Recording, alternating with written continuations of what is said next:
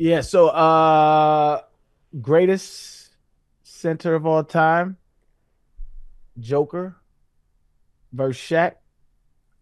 I feel like it's a good debate to have. What about Wilt? Well, it's just between those two, okay? Maybe not of all time. Who is better, Joker or Shaq? It's between those two. Who is a No, I don't think it is. I think you can make the case that Hakeem is in that conversation as well. He might have been Fair. It's just yeah. not Wilt Chamberlain. I think What was hard? You could have averaged 6 and 4 in the NBA when Wilt played. really. But listen, let's like, you can't take away from his athletic prowess. Wilt was a monster. He just was playing For against sure. milkmen. He Yes. was just a bunch of milkmen and box stackers. I think Joker is the most skilled big man of all time. Yeah, but if you're changing the word, you could say dominant and everybody would say Shaq. Shaq, yeah, that's what I was going to do. You're going to say actually. dominant? I was going to say dominant. Yep. Yeah. Yeah. Intimidating. I think it's a good debate to have. My head says Joker, my heart says Shaq. It's just because I saw Shaq play. Tell me if this makes sense.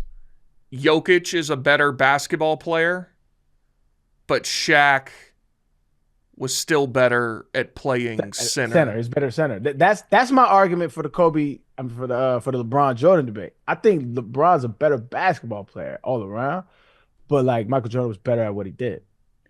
That's just how I feel. Shaq. But I think that's a good way to place it. Skill I mean, set, but yeah, it's like also, they're not even comparable. Like, They played two different positions, right. like Who? Shaq and Joker. Well, no, that's what I'm saying. The way the rules have changed in the NBA have made the players play a different game.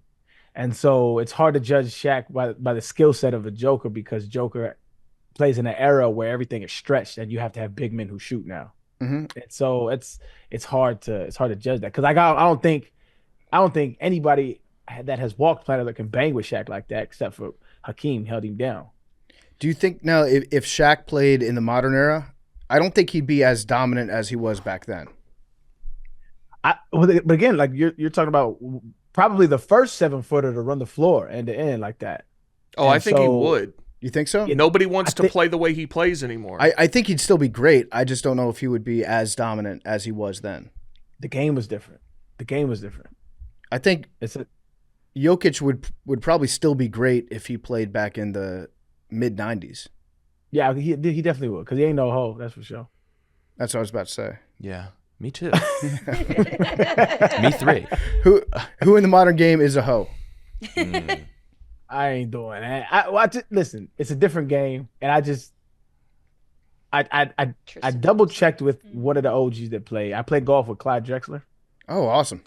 Yeah, he's nice by the way. He just whooped my ass. But I played, and we was chopping it up, and we was talking about the eras versus now versus then.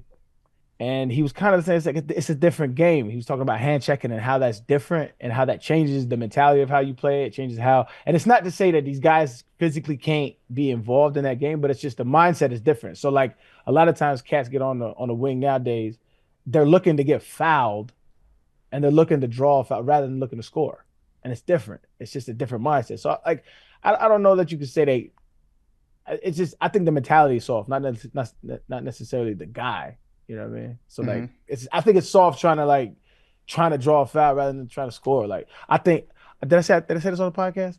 I think two things can change and bring NBA fans back that have kind of weighed off of it. Is you penalize for flopping, tech, off rep. If you flop, if a ref thinks you flop, tech, right? And the other one is and people don't like this, but this is what I feel. If you pump and you get a guy to jump and you jump into him, I feel like if that player has left his feet, he's now defenseless. And if you initiate the contact, the foul's on you.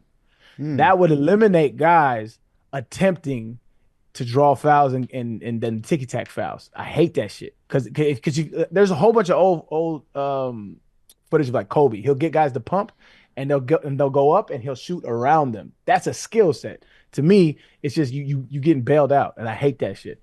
I kind of like that one. Defenseless defender, and you can't take away his landing zone, right? Yep. Same Because like with you offense. can't, as a shooter, you can't. If I'm in the air, I can't put my feet where the shooter's at. Like it's just NBA and NFL is both they taking away defense. And to me, I like both those things, and that will to me that I think that'll make the game a little more competitive. I like the rule.